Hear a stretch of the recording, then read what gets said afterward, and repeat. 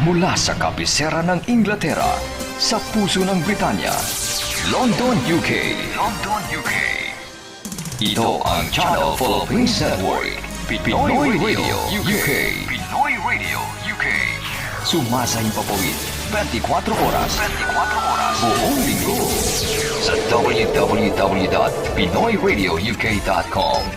Ang mga pinakapaborito mga awitin, mga pinakaabangang programa, at mga sariwang balita at impormasyon mula at para sa mga kababayang Pilipino sa UK at sa buong mundo. Pinoy Radio UK. Pinoy Radio UK.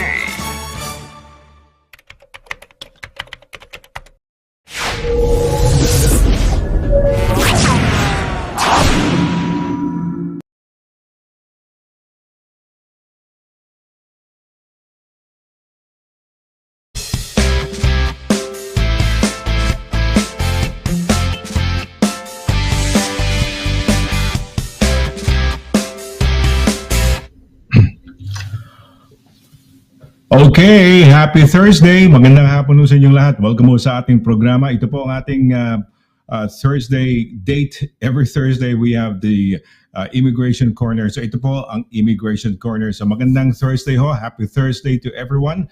Sana'y nasa mabuti kayong kalagayan. Ako ho'y medyo parang hinihingal, no?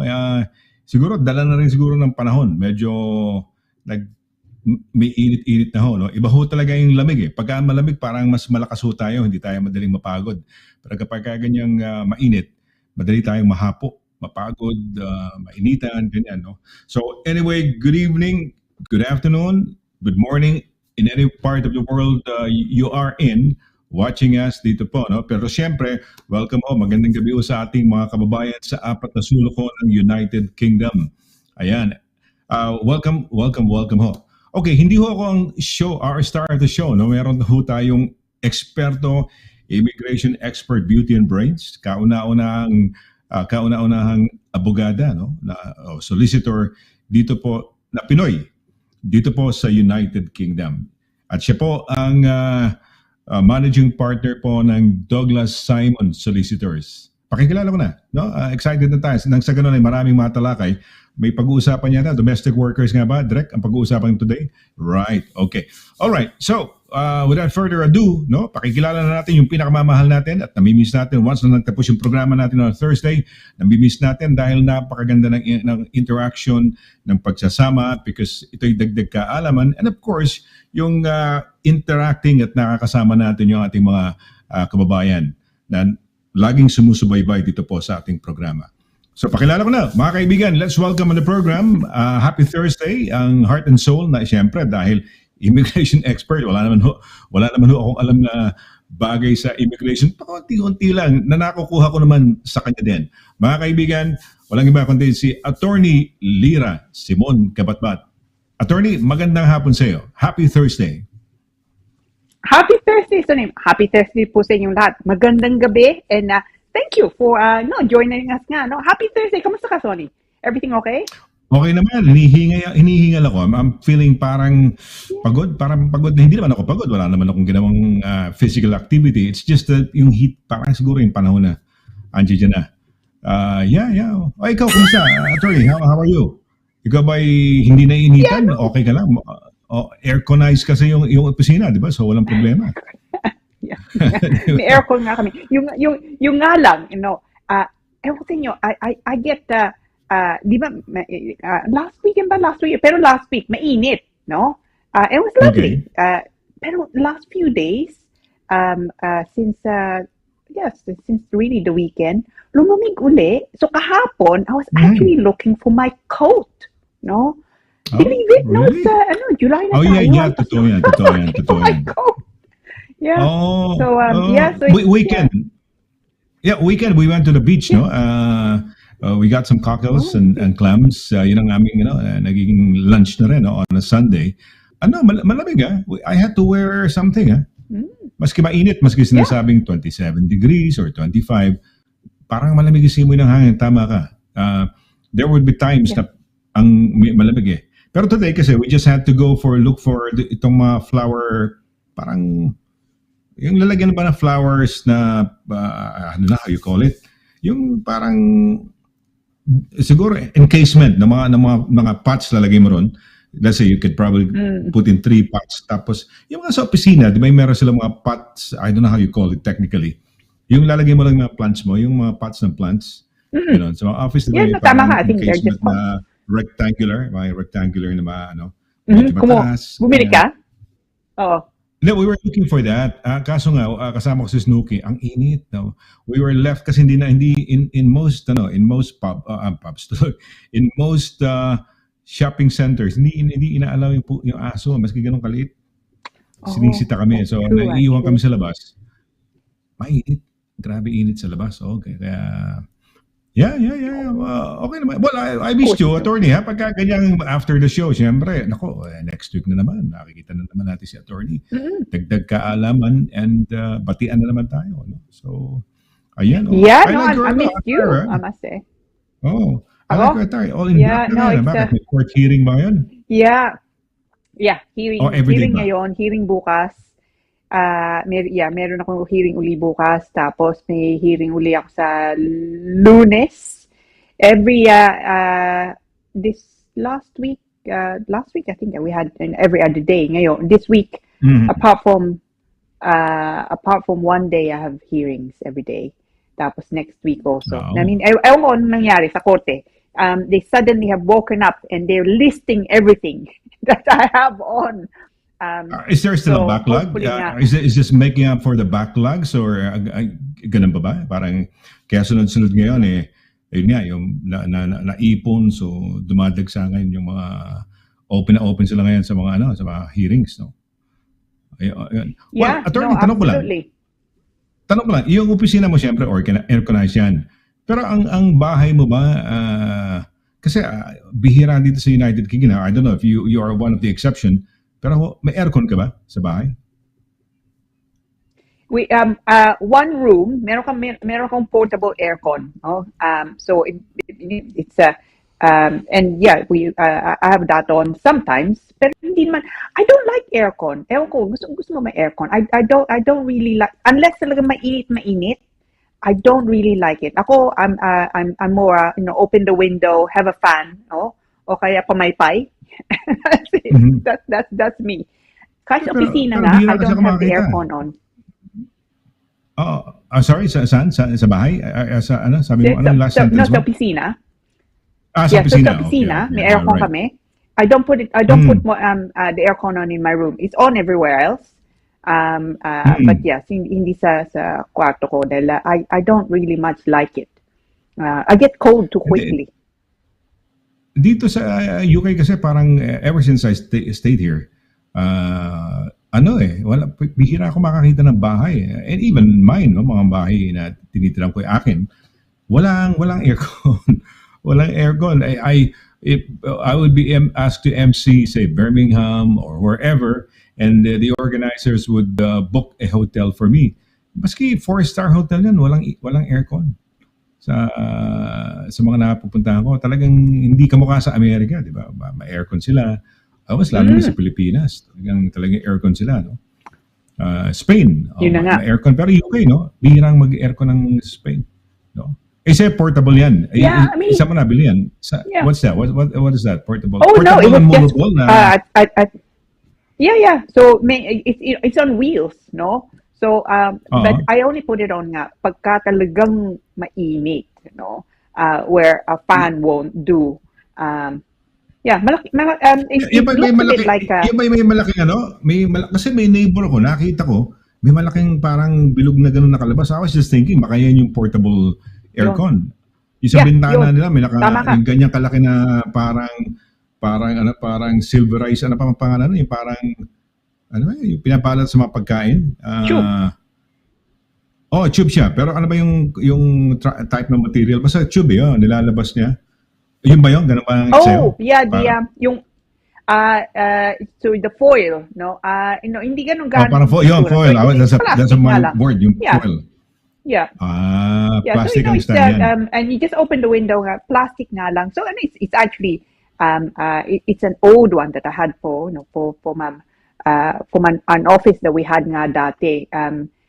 Those mga kababayan who've been with me for a while, you remember nga meron kami pisina dati nga before we moved to Richmond, sa Brentford, no?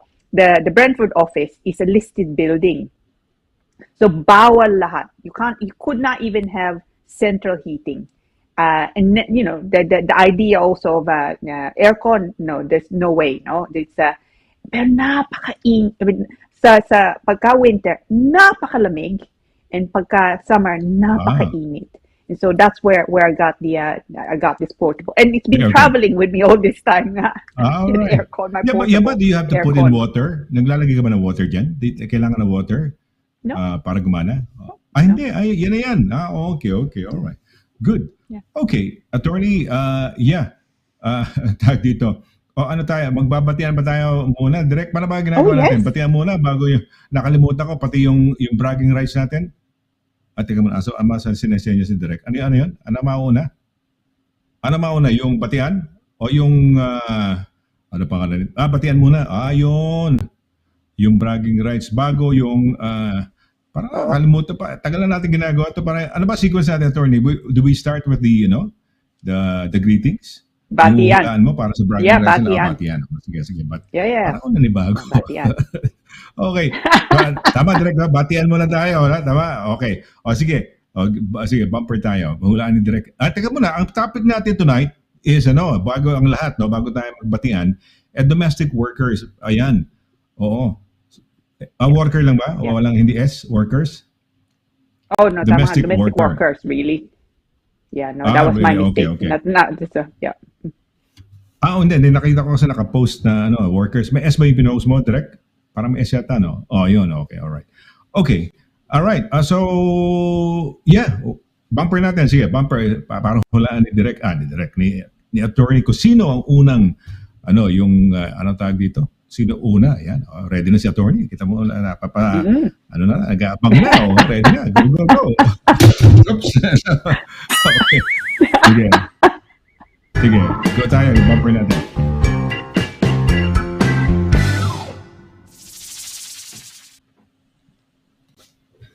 Okay. Ayan. Attorney, ayan. Okay. I'm going with the I'm going with the ladies tonight. I think Miss Paner, Marian Galicia Paner ang unang-una. Marian Galicia. Grabe talaga siya. Yan talaga na.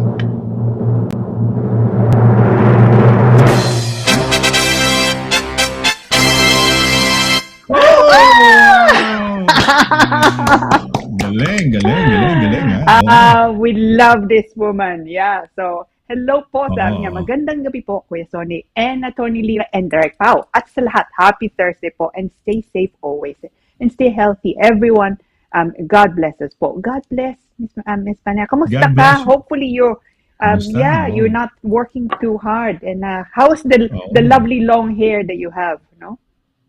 Oo nga. Ako nga, I took a shower, just had my, pangalan niya, yung conditioner. Because of, si Marian. At marami siyang mga baka. May mga baka siya sa Mindoro. And si Attorney Dana came from a walk sa Mont Blanc. It's White Mountain in Switzerland. Pero you will have to traverse Italy, Switzerland, and France. Parang going around yung ruta na yun. Anyway, she was mentioning that the cows daw doon, nakita na, they were doing their treks. May mga bells. So I suggest to Bell. Ano pangalan? Na maglagay ka ng, itong natin si Marian Galicia Paner, na maglagay ng bell. Palagay ng bell yung kanyang mga baka, di ba? Kasi may baka. Baka niya. Yung little girl yung si Snooki, may bell yan Kaya alam ko dumarating. Yeah, kasi late Baka maapakan mo, kawawa naman. So, okay. Tama ka, Attorney. One out of one. Sige. One for one. Natin. One for one. Okay. Sige. Yeah, pangalawa. I think Mystic Bao ata. Maria, ano pangalan yan? Si May Tigbao Vargas. May. Tama? May Vargas. Yan, May Tigbao Vargas. Tignan natin.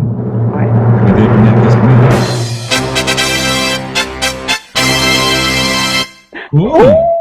Gigi Elamparo. Hi, Gigi. Very good. yun na nga. Oh, Very good. teka Yeah, sa, no, ba,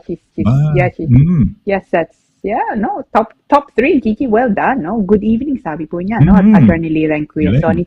Happy Thursday, all viewers. Also Direct Pao, no? God bless everyone. God bless, Gigi. Hopefully you're well, no? And enjoying the kind of, actually, I don't know if the weather's good. It's not raining, no? That's something. But It's not it's raining. not It's not raining. great Pero weather, parang di ba? parang there's a bit of, I probably, pag we have a break, I'll get open the door para may breeze na pumasok. Parang nainitan ako na mainit. Parang humid ang dating sa akin, no? Although kung Yeah. nasa Pilipinas tayo, mas lalong humid, no?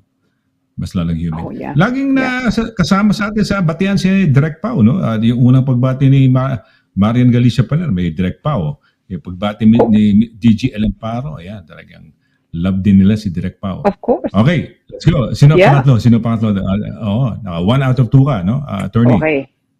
Yeah. Yun nga. Pangatlo. Let me stick with Miss Tigbao, ata. Tigbao. Miss Vargas. Okay, let's see.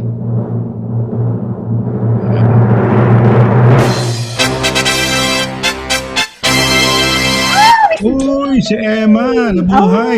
Happy, happy Easter. Oo, nabuhay. Nag-rise from the ashes.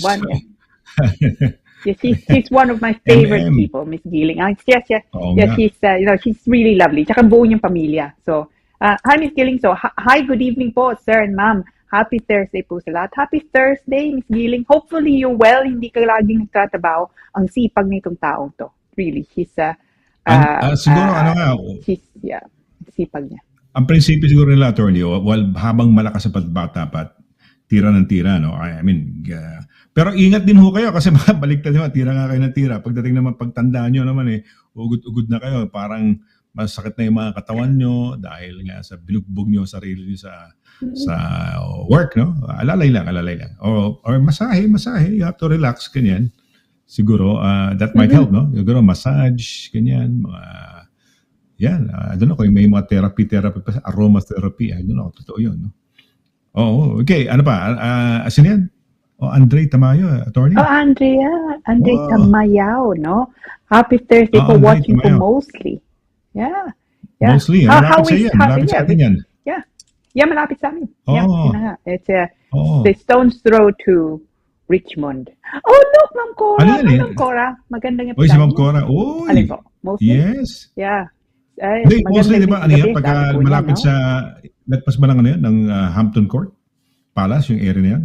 Yeah, I think past, I'm not sure whether it's before or after nga Kingston that way, no? Di ba? No, mostly it's quite, yeah, hindi, so malapit nga sa, sa Richmond. Malapit sa atin yan. And Sa Richmond. malapit lang, I think so, yeah. Okay. Yeah. Oh, Ma'am Cora. Ma'am Cora, magandang gabi, sabi Ma'am po Cora, niya, no? yes. Ayan, Ma'am Cora Corsola, no?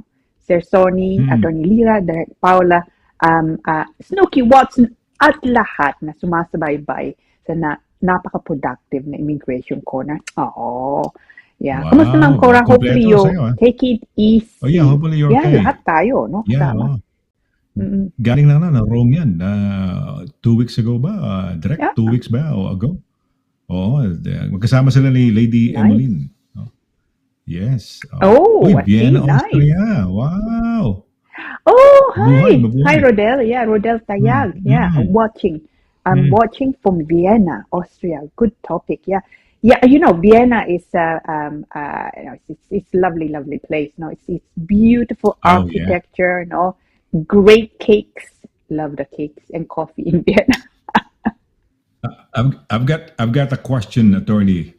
Which 2 cities in the world are very close to each other? You can take a train, a bus now, and you're Which 2 cities in the world are close to each other? Very, very I close. don't know. Actually, something an very, hour's very drive. close to each other. Yeah. An hour's drive. I don't know. Okay, give up. An hour Ano. by train. Okay, Vienna and capital, di ba, ng Austrian? And Slovakia, direct paki-check mo yung capital ng Slovakia. Oo. Yan, yung Slovakia, yung capital nun they're the two closest cities in the whole world. And you can just take a train ride. Isang ano lang. Di ba ang Czechoslovakia was separate, Czech Republic and then Slovakia. Huh? Bratislava. Tama, Bratislava. Correct. Yeah, Bratislava. These are the two closest. Yeah, Bratislava. Magkatikit lang yan. Ngayon, kaya ko naman nabanggit kasi yan.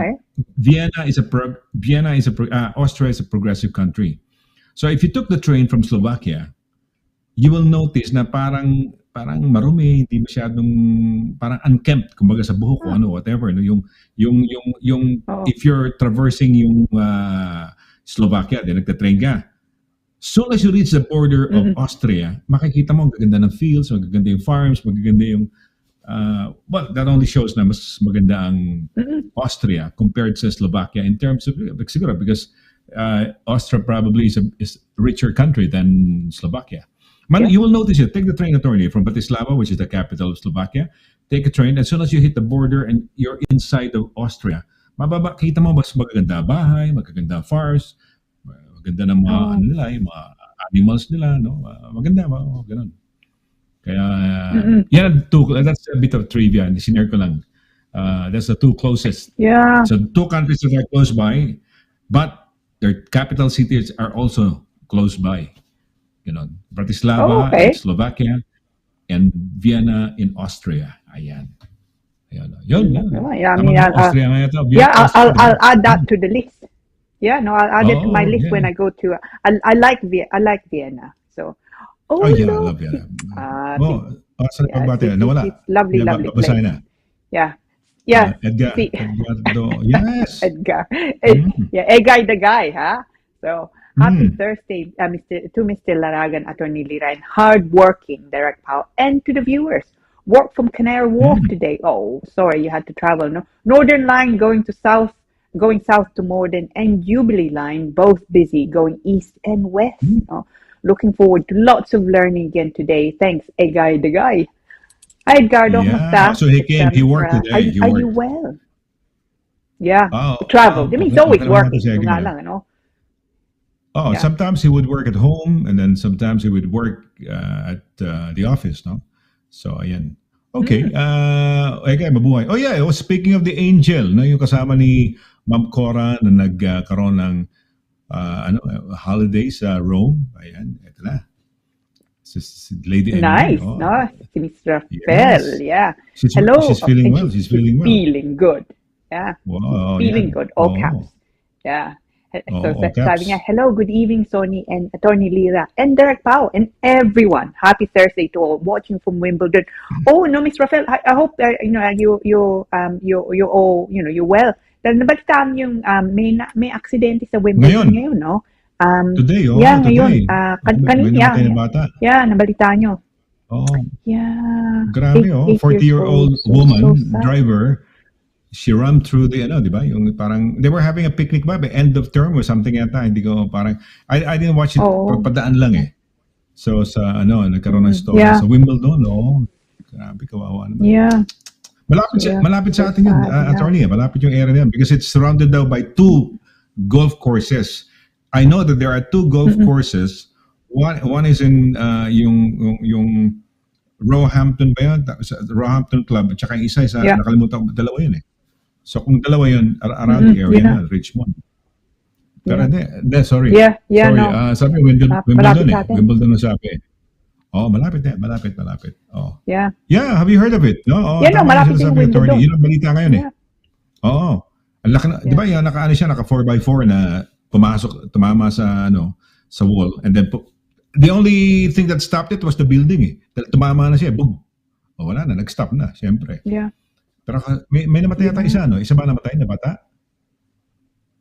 Balita daw, batang namatay. Yeah, so it's terrible. Si babae, yung detective superintendent, babae, nagbasa ng news eh. We are with sad regret or whatever, ganyan, no? Yes. Yeah, tama. Mabuhay ka, ingat ka, Lady Evelyn, ha? Because we love you, no? Yeah. We love you. Yeah, yung nga, ingat ka. You just never know, no? Talaga. I mean, you're having a picnic. So, maganda nga, nagbiyahe kayo, you're traveling, no? Kayo, and that's something that life is too short, no, di ba, Sonny? Life is too Tama, short. tama. Life is too short. Natawa ako doon sa, sa message. Nangiti ako. Ayan. Galing Mara to Inglesa pa kama, niya. hi, Miss Panay. Oh. So sabi niya, I'm doing well, thank you. No, lovely emojis. My hair is still shiny and long po. I bet, yeah. Oh, mahaba. Oh, yeah. Oh. Thank you sa tip mo, ha. Yeah. Yun ang dahil Ganda. sa'yo, marami na ang mga hindi na sa shampoo, conditioner na lang. At isa na akong convert doon. Ayan. Alright. Well, we're gonna have a short break, mga kaibigan. At pagbalik ho natin, tatalakayin ni attorney yung topic natin for tonight, no? Yung domestic workers, no? Ayan. Basta tungkol sa mga domestic workers dito ho sa United Kingdom. Opo. Huwag ho kayong alis at yan ho, pag-uusapan, pagbalik natin. Saglit po lamang. Mula noon hanggang ngayon, serbisyong mapagkakatiwalaan, serbisyong maaasahan pagdating sa inyong mga padalang balikbayan boxes. Dito ka na sa Forex Cargo. Sa presyong kayang-kaya ng bulsa, sigurado ka pa sa inyong padala. Forex Cargo. Dahil kailangan makarating. Call 0208-813-7064. O ano pang inaantay niyo mga kabayan? Tayo na sa Forex Cargo.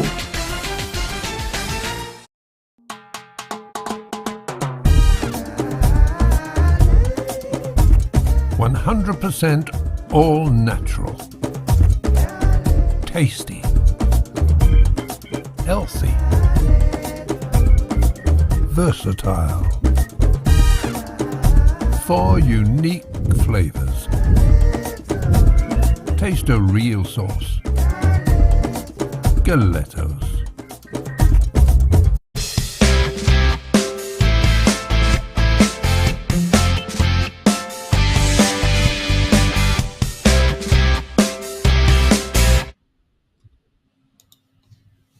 Okay, tuloy-tuloy ho tayo sa ating programa, no? Immigration Corner on a happy Thursday. Siyempre, kasama natin as always yung ating pinakamamahal na abogada, ang kauna-unahang solicitor ho at managing partner dito po sa United Kingdom na Pinoy at managing partner ng Douglas Simon Solicitors. Walang iba kundi si Attorney LIRA Simon CABATBAT. Yes, good afternoon once again, no? Or good evening once again, Attorney. Ayan. Yeah. Okay, well, Yun na nga, good evening. Good evening po. Good evening. Good evening. Good evening, oh. Alam mo, parang alanganin ka nga sabihin good evening dahil minsan alas 10 na ng gabi, no? Liwanag pa. Liwanag Hindi pa. ka tuloy may naglalaro pa ng football yung mga bata, nag-aahabulan pa. Yeah. Maliwanag pa. Yun Parang alas 3, alas 4 pa lang ho ng hapon, pero anong oras na? 8 o'clock na, no? Imagine mo yan. Mamaya, 9 o'clock siguro, 10 o'clock. Ano bang oras magdidilim? Mamaya tatanong ko kay Siri kung anong oras magdidilim ngayon, no? In the meantime, Attorney, yung ating topic na i-discuss mo, no? Yung domestic workers. Take it away. Okay, thank you. So ang topic po nga natin ngayon, ay nakita nyo nga kanina, domestic workers. Now, domestic workers, it has quite a background nga, no? Nagbago-bago mga batas.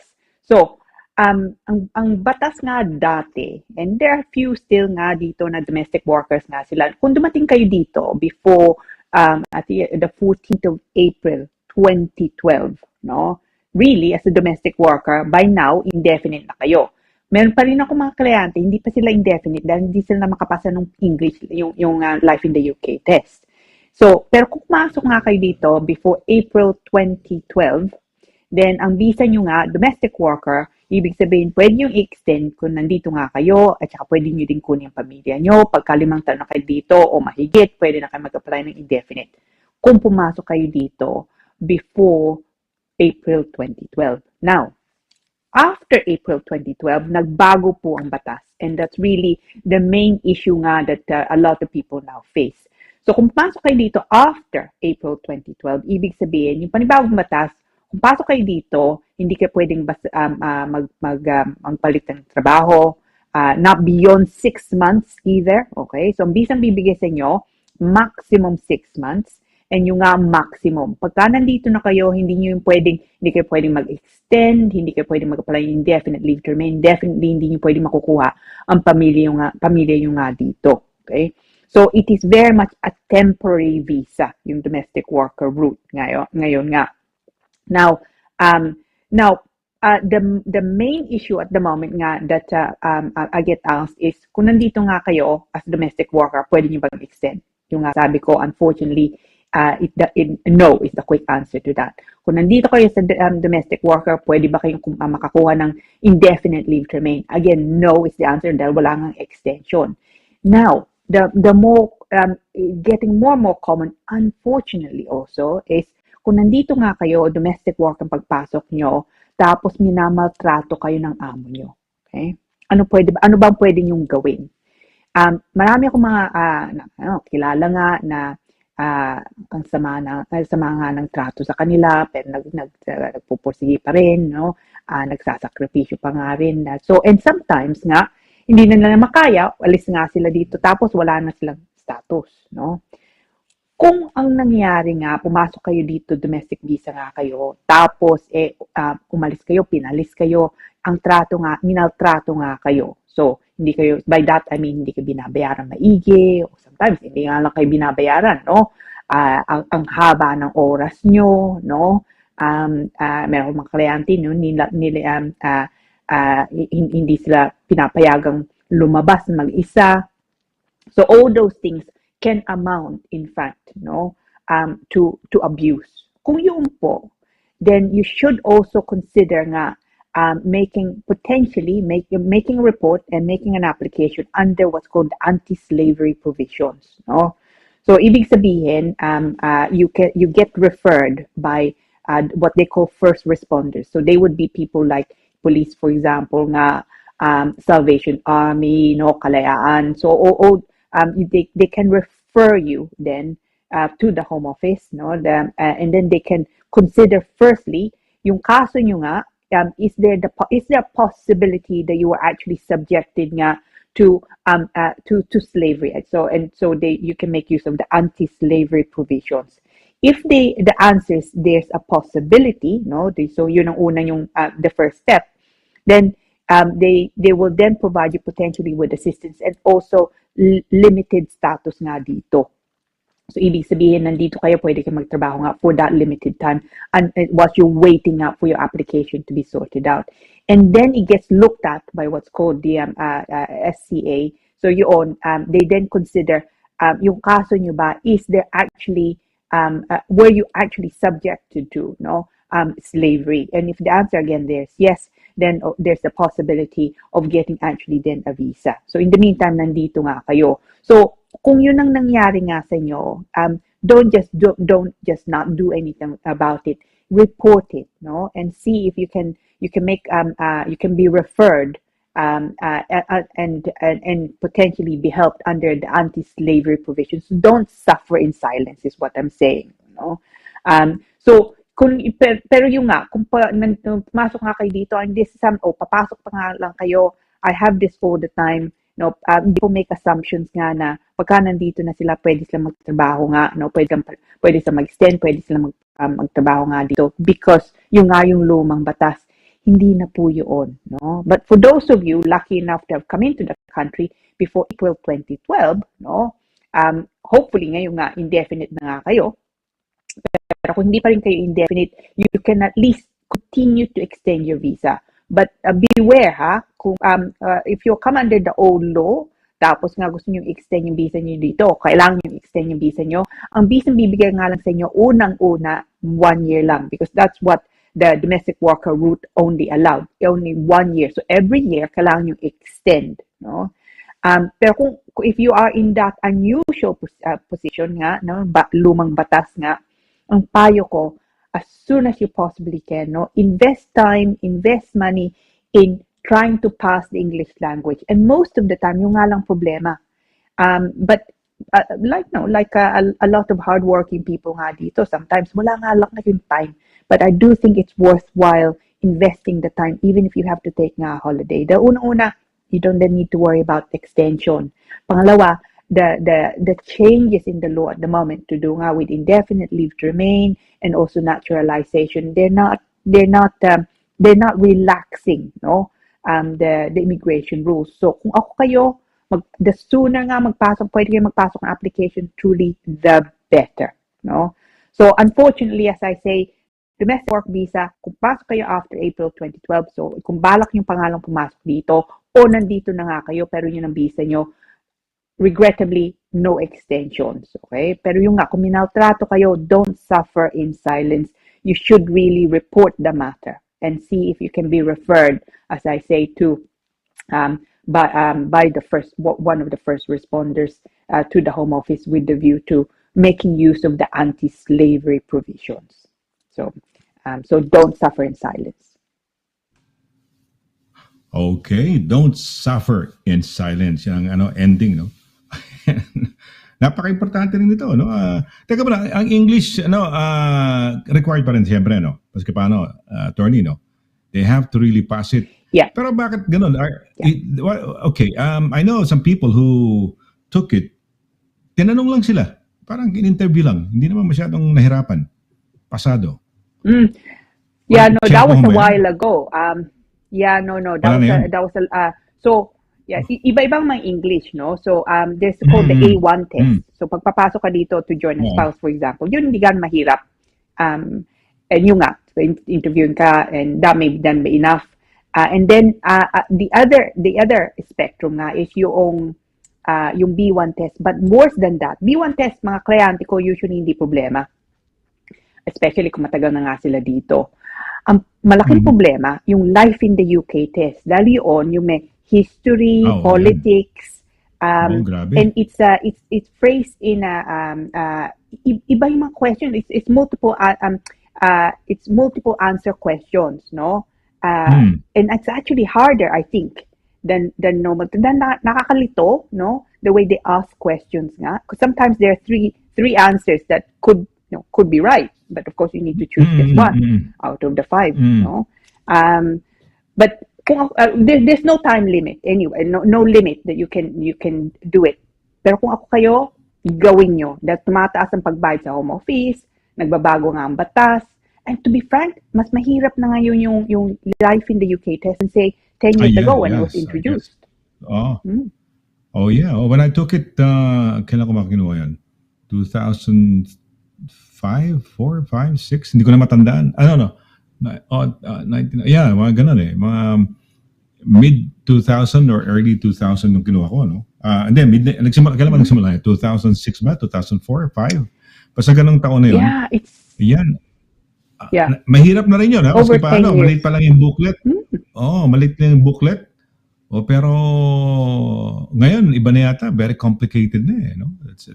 Kaya, you have to really study, no? Mag-aral ho kayo. Pag-aralan nyo. Ang technique lang naman dyan, kung makakuha kayo ng program ba, yung computer program na yung sasagot-sagutin niyo lagi and make it a point to do it every day. Kasi twice a day kung talagang kailangan nyo lang para mag-sink in. Kasi magiging mga tricky questions yan eh. Tama yung sinasabi ni attorney. You would need, ano ba? Tama ba? Sometimes there are 3 answers to a question, siguro, or 4 answers to a question. Ayun, kailangan talaga makabisado nyo. So, ayan. Okay. Yeah. Attorney, yeah. Go ahead. Yeah, you were about to say something. No, I was just going to say a tip there, and this is from one of my clients. Sabi niya sa akin, nakikinig siya. So when she's traveling, traveling from home, or on the tube nga especially, she puts it on, she listens to YouTube dahil may mga practice questions about the life in the UK test. So nakikinig nga lang siya. So while she's traveling, she's listening to the questions nga, and she's kind of practicing. And she got it first time.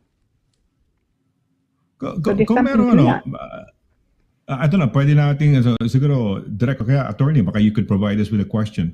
I don't know kung meron tayong ma-research lang na no? Siguro, every show, siguro, maglagay lang tayo ng isang, life in the UK test practice question of the day, di ba? Yeah. Just for fun lang. Tapos, pahulaan natin, walang magdadaya, siguro at the end of the show, sabihin natin yung sagot. Di ba? Direct, okay na yung ganun, no? Life in the UK test. Yeah. Interesting yan. That's quite, kasi hindi ko na rin alam kung ano yung bago eh. When I studied it, when I took the test, ganyan lang kanipis yung booklet.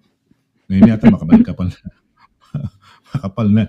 Okay, attorney, Yeah. we have a couple of questions. No? Meron tayong mga questions dito. Sige, let's go. Direct. Ready ka na? Ayan, okay. First question from Lynn Okay, C. yeah. Ayun, ganda ng pangalan. Yeah, Lynn. Hi Lynn. So, sabi po niya, good evening po sa lahat, Attorney Lira and Sir Sonny. This is my question. Once an ILR, so indefinite leave to remain, ibig niya sabihin na application is granted. Since I'm married to a British citizen, am I correct that I can apply for naturalization and citizenship straight away? How long do I have to wait? Also, can my 14-year-old dependent apply for naturalization and citizenship with me? He will only be in the UK for 2 years by the time of his ILR, indefinite leave to remain application. Not sure if the rules for naturalization and citizenship are different for dependents. Please enlighten me. Thank you so much. Lynn, I like this question dahil nga it's linked to yung pinag-usapan nga natin kanina. Now, the good news is, sabi mo dyan, no, once an ILR application is granted, since you're married to a British citizen, am I correct that I can apply for naturalization and citizenship straight away? Yes, you are. No?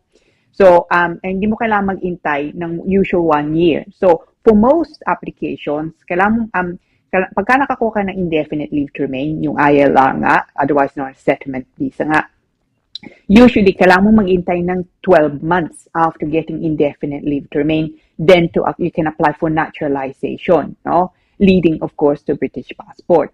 Now, dahil nga kasal ka as a British citizen, you don't need to wait. So, makuha mo ngayon ang ILR mo, yung indefinite mo, ngayon din o bukas, no, you can then make an application for naturalization. Now, trickier though is yung sa anak mo. So I'm assuming na yung 14 yung anak mo, yung 14-year-old mo dito, hindi siya yung anak nung asawa mong nandito, nung British citizen. Dahil kung anak nga siya nung British citizen, then of course he also would be British. Pero kung hindi nga, 14 years old siya, indefinite nga lang siya. So, kailangan mo siyang isama for the indefinite. Kung hindi ka pa nagpasok, you must do that. He must not make an application separately, okay? Because that causes all sorts of problems kung hiwalay nga kayong application. Kailangan mo siyang isama as your dependent. So, mangyayari, pagka nakakuha kang indefinite, yung anak mo, makakuha din nga siya ng indefinite. So, pareho kang indefinite. Ikaw, pwede ka mag-apply ng naturalization immediately. Siya, hindi pa. Okay? Dahil hindi pa nga siya. Usually, it's also not naturalization ang tawag. It's called registration dahil bata siya. No? He's under the age of 18. So, the application would be for registration nga. Now, he normally would require to show 5 years, no, in the United Kingdom before he can apply to be registered to be British. So kung 14 years old na nga lang siya, palang nga siya, 5 years, 5 years total, no? Pag 5 years, you're looking at before he's 18, hopefully, no? Or actually, 4 years is 14 years old now, 4 years. So it could be that he can apply whilst he's still a minor for registration. Pero kung lumagpas naman, that's not a big deal. Yung nga lang, this different kind of application. It will be an application for, like you, naturalization. So that's the two main things. So you can apply, sabay kayo, indefinite, but hindi kayo sabay for citizenship, unfortunately. Attorney, yung ano tawag dito, I was able to get my son, no? Hindi na namin pinag-uusapan to, no? He's very, very satisfied. I don't know kung ano, no? He's got a girlfriend in Kent. Napapasok ko siya as a dependent, no? So, pagpasok ba niya, he was about 15, 16, hindi ko na matandaan kung ilang taon siya noon when he came in. I don't know if I was already a citizen, yata, o citizen ako. And then, so I got him as a dependent. Napasok ko before the age of 17, 18, before 18. Indefinite leave to remain automatically yun, di ba? Yeah, absolutely. Would you, Indefinite na. okay. Pero when can he apply for his citizenship? So, does he still have to undergo? Although matagal na rito, more than 10 years na. No? Pero inaano ko kasi, ipinupush ko kasi hindi pa nag-ano eh. Hindi pa nag-ano ng passport niya, no? yung naturalization niya. So ngayon, normally, pagka ganong nakapasok na as with indefinite leave to remain, nakuha ng parent, ilang years ang kailangan hintayin lang bago mag-naturalize for naturalization? 5. Kailangan mo bang 5 years. may 5 pa rin. So on top of so automatically they came in, they're considered indefinite, they have this indefinitely to remain, and then they still have to wait for 5 years. So kung naka 5 years na siya, okay na siya. Pwede na siya. Yeah. Absolutely. Okay. Yeah. May kita, may mga 10 years na yata. Siguro 15 years na siya rito. Yeah. Ilang taon na ba yun? 15 plus years. Yeah, na kailangan yata. niyang gawin na ngayon. Look, Sonny, gusto nilang palitan yung mga batas, no? I mean, immigration rules absolutely is not getting easier naman eh, no? Pero yung nga, gusto nilang palitan, and I will bet you any money, yeah, na dadagdagan nila rather than say, 5 years nga before you can apply for for indefinite leave to remain, or indeed another 12 months after that for naturalization. I'm sure dadagdagan nila, no? And also on top of that, I think papahirapan nga din nila yung English language. At the moment, kailangan mong pakita two things. English language, which is the B1, which is the one of the highest levels nga, and also the life in the UK test. Kung ginamit mo yon o kinuha mo yon, which you need to for the indefinite leave to remain, pwede mo yung gamitin for the naturalization. So hindi mo kailangang doblehan. But I think ang gagawin nila, dadagdagan nila. So pagka nagpasok ka ng naturalization, no, na meron panibagong test uli.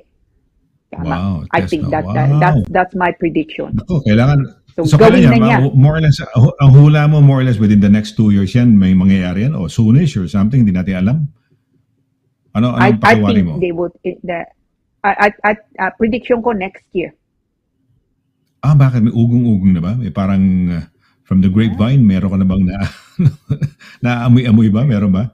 That's, kung totoo yun, that's good. At least malaman ng kababayan natin, they have to do it as early as now para wag na magdili-dali, no? Di ba? Sayang, may magkakaroon. Kamukha ng nung driving test from an original driving simple exam. Now, kailangan may, ano tawag dito? Yung hazard perception test on top of the theory test, ha? Hazard perception test, di ba? Noong araw, wala yun. Nagbabago. Okay. Meron tayong may another question ba tayo, Direk? Let's go. Sige, okay. Kat L. Okay. Okay. Kat L. Hi, Kat. Yeah. Hello po, Attorney Lira and Sir Sonny. Nag-apply po kami ng partner ko ng family visa. Kaya lang po, hindi na-approve. Oh, sorry. Ang na-receive ko po ay marriage visa. Kaya po, magpapakasal po kami ng partner ko pagdating ko diyan sa UK. Ang tanong ko po, magbabayad pa po ba kami uli once nag-apply po kami ulit ng family visa after our marriage? Thanks and God bless. Kat, yes, is a quick answer. Dahil panibagong application ulit. But ingat ka, ha? Dahil kung so unang-una hindi nagpasok ng application family visa, which I assume is to enter the United Kingdom, for example, as a spouse. But somehow that was not granted, no? Now, ang binigay sa inyo, itong marriage visa. Now, marriage visa can be one of two things. So, kung marriage visa, as in fiancé visa, okay? Pagka nandito ka na, kasal kayo, 6 months lang bibigay sa'yo, So, 6 months nga, fiancé visa, pasok ka dito, kasal kayo, hindi mo kailangang umuwi sa atin to get the spouse visa. So, pwede mo palitan sa UK. Kung yun ang ibig mo sabihin na marriage visa, sa fiancé visa, 6 months. During that time, hindi ka pwede magtrabaho, by the way. Marriage visit visa, which is what it sounds like na nakuha mo, no? Ibig sabihin, ang mangyayari nga lang, kakasal kayo dito, dahil it's a type of visit visa. It's a tourist visa, marriage visa. So, ibig sabihin, kasal kayo dito, kailangan mo pa rin umuwi sa atin. Tapos, from there, you make an application to come back into the United Kingdom as spouse. So ibig sabihin, hindi ka pwedeng magpasok ng application as a spouse in the United Kingdom kung yun ang visa binigay sa iyo. But in both cases, absolutely, kailangan nyo magbayad ulit because it's different application na naman. Kung pasok ka dito sa visitor, tapos o hindi sa fiancé, next time around, if fiancé, for example, nandito ka na, kailangan mo pa yung magbayad despite the fact, I mean, it's not really fair actually when you think about it. Dahil 6 months visa nga lang bibigay sa'yo sa fiancé. Tapos pagkadating mo dito, papalitan mo to a spouse visa, no? Pagkakinasal na nga kayo, bayad na naman. There's no discount, no? So effectively, ang mangyayari nga, you make a payment, you come in, you make a payment sa fiancé, within 6 months, sometimes shorter, you make another payment, no? For a spouse visa. So sometimes it may be better actually kung pwede kayong kasal pa rin sa atin and you don't have to necessarily marry here because of family, no, sa UK. Sometimes it's better to just get married there sa Pilipinas. Tapos pasok ka dito as a spouse. Yeah. So, hindi ba mas mahirap yun, attorney? Hindi ba mas advisable na, hindi ba mas magandang strategy yung fiancé visa para nandito na, tapos mayroong within a period, ikasal na sila, andito na siya. Although hindi mo na nakakapag-work, hanggang hindi, di ba, naayos yung yung spouse, yung application ba ng spouse visa, hindi pa na lalakad. Okay lang.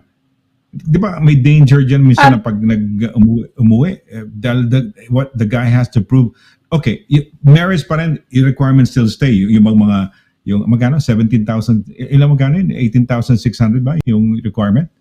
Pasok pa rin ba yung requirement na yun?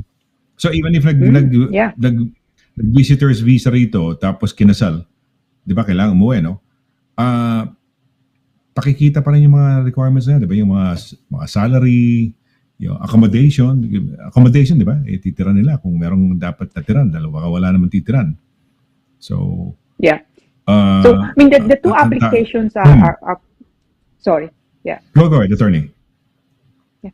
No, the two applications are two applications. No? So, okay. Yeah. So, kung visit visa ang pagpasok niya,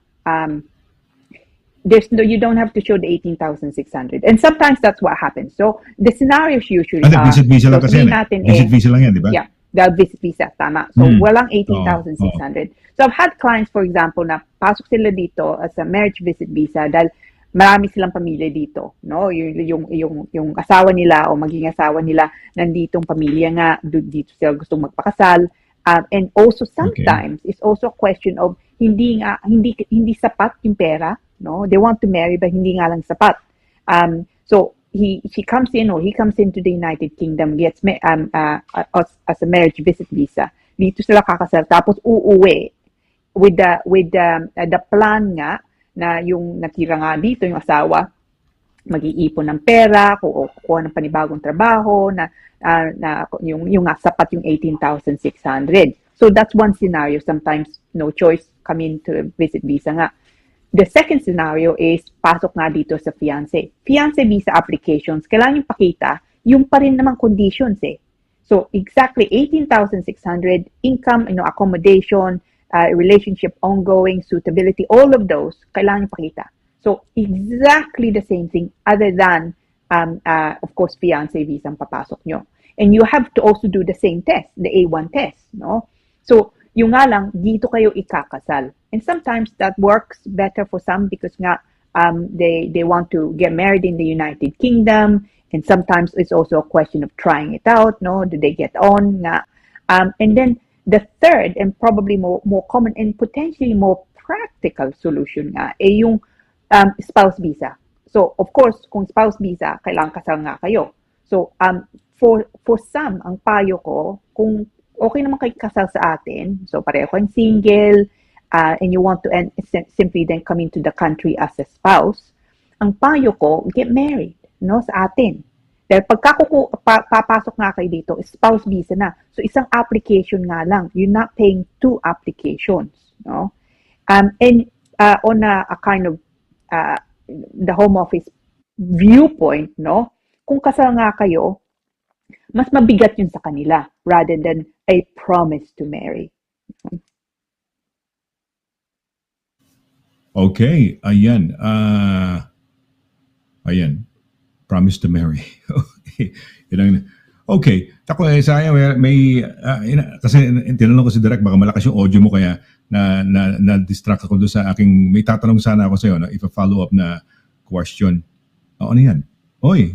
Si Anakin Gabriela Silang. Mabuhay ka. No? Yeah. She's, with the hair, huh? Yeah, not just with the hair, Thursday. yeah, exactly. Happy, I love this picture. No? Happy Thursday, Mr. Sonny and Attorney LIRA and Direct Pao. Isa na namang libreng charge. He's so good na mga kaalaman ngayong gabi sa ating lahat, no? May pagkain sa gorgeous table ni Mr. Sonny naghihintay. Actually, I wanted to ask Sonny, ano nasa likod mo? Ano yun? Cake? Avocado Cake lang yun. Avocado and potato na pinagsama-sama lang sa avocado yata. Avocado. And then a couple of candles sa bawat kilid. Yeah, oo Nice. Nauuhaw nga talaga ako, nagbukas na ako ng pintuan, may konting breeze, awa naman ng Diyos. Pero nag-iinit ako siguro I'll just drink something cold mamaya pagkatapos ng ating show, no? Para mag-refresh, no? Ng konti. Parang mainit, attorney, parang mainit lang, no? Yeah. Pero mainit at talakayan natin na maganda tong pinag-uusapan ho natin. Siguro, direct, let's come up with a practice question. Yung parang ganun, mga questions sa Life in the UK test. Simple lang naman yan, no? Parang multiple choice yata yung questions yan.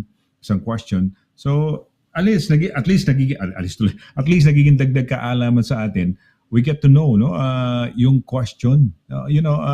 At saka maganda rin kasi history din yan. Sometimes history ng UK, sino yung hari. Nung panahon ko, attorney, ang inabot ko yung mga, sinong national saint ng Scotland. Mga ganun eh. Bawat bansa para rito, dahil 4 na bansa to, may mga patron saints, kamukha ni St. Patrick sa Ireland yata, no? Tapos St. George ba sa sa England, may mga ganun eh, may mga iba-ibang mga Tapos ano pa ba mga pinag-aaralan namin? Yung immigration pagdating ng mga iba't ibang mga lahi dito. Halimbawa, mga Indians napunta sa mga textile companies sa North, ganyan, no? Yung mga Irish dumating dito para to help build the railroads. May mga ganun eh, kanya-kanya eh. Tapos nangailangan ng mga bus conductors or drivers. So they got these people from the Caribbean. Ganun na sarap pag-aralan din yun. Tapos anong year, tatanong siya kung anong year. Mga ganun eh, maraming mga questions. Quite interesting. Siguro yung ilagay natin yung mga interesting, mga historical o yung mga kung ano. Pero hindi ko lang alam ngayon, no? Kung ano na mga questions. But let's do that. Let's come up with a simple question. At the end of the show, they can guess what the answers are. And that's also dagdag kaalaman. Parang, who knows, biglang nagte-test kayo ng Life in the UK test. Teka muna, napanood ko saan ito. Parang sa immigration court na ito. Di ba? Mag-stick sa mind nyo. Di ba? You just don't know eh. Sometimes, yan eh, stock knowledge yan eh. Stock knowledge, attorney, kung ano lang now, things that you come across. Anything that we do now, kunyari, we discuss, we talk, stock knowledge yan na nabuo sa atin through our readings, experiences, things we come across, di ba, yan ang stock knowledge natin eh. So, yeah, maganda yan. That would be quite interesting. Tama ka. I'd love us actually, to I have that, may have the privilege of asking the first question, okay? Okay, sige. Okay. Game na pala agad. Game, so, go na go. Okay, so sige. Okay, go. Handa ako. So, so ito. So this is a practice question, okay? For the Life in the UK test. So, what does MP, okay? Mama, Papa, MP stand for, okay? Is it Ministry for People, okay? Okay, sige. B, Members of Parliament. Okay. Okay. C. Okay. Okay.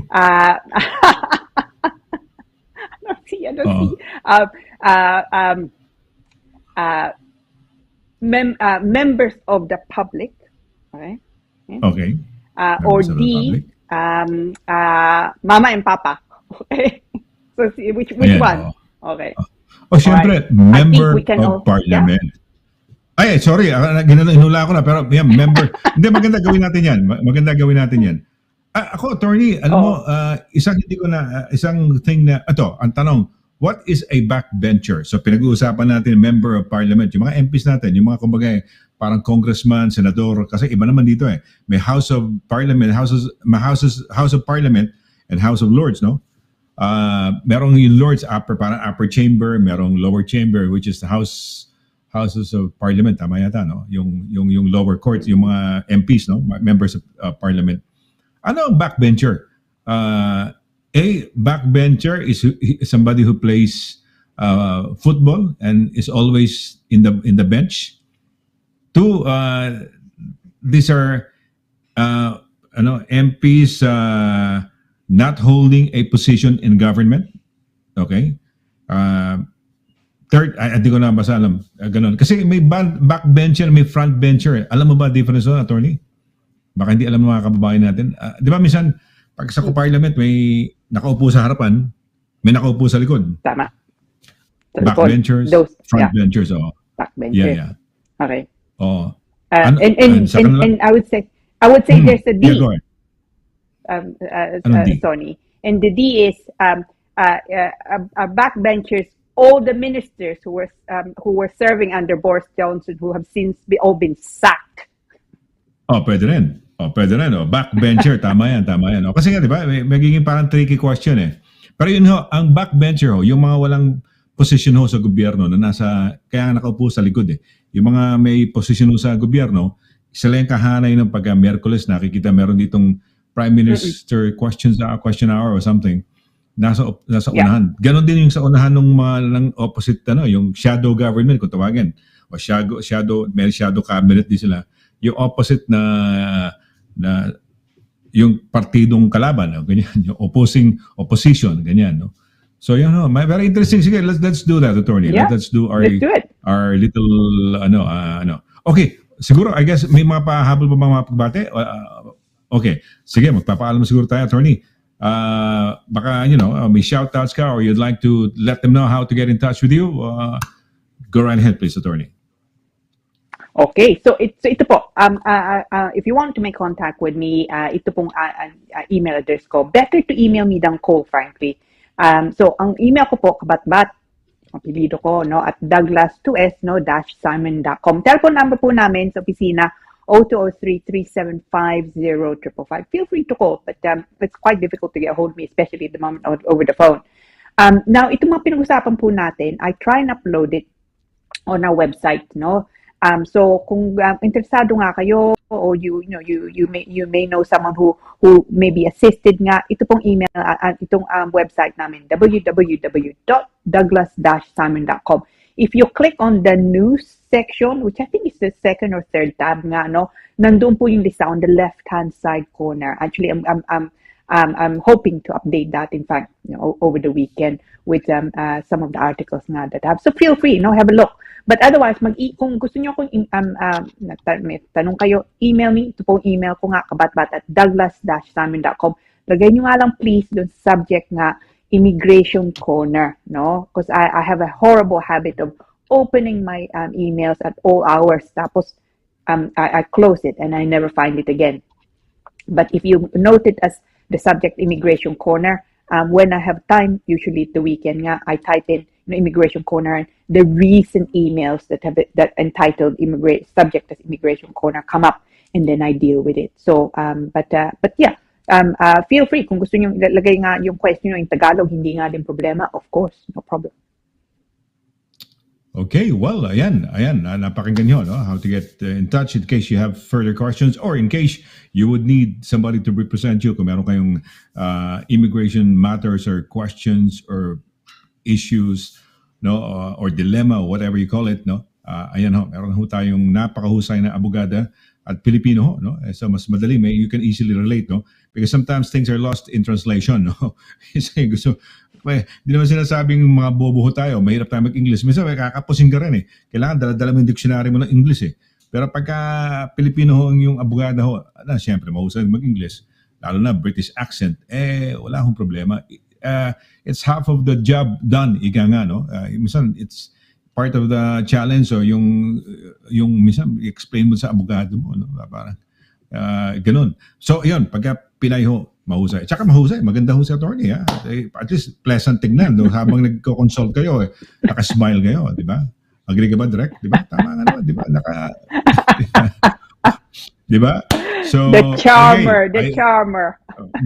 Hindi, totoo naman, attorney, di ba? Pagka pangit, ano, di ba? Pagka grouchy at saka tipong ano, buti kung pleasant. It's like, kaya nga may pleasant looking, di ba? So, may mga ganun tao. So, okay. So, I guess it's time for us to say goodbye sa ngalan mo, attorney, no? With your knowledge and expertise on a happy Thursday. Kasi dagdag kaalaman, if you thirst for knowledge. And of course, sa ating person in charge of technicals, no? Kung hindi dahil sa kanya, hindi tayo malinaw, malinis at nakakarating sa inyong mga tahanan or kung saan mang bahagi kayo ng mundo o dito sa United Kingdom, maaaring nasa bus kayo or nasa train kayo, except for anywhere you are, nasa park, you can watch us, no? Direkta.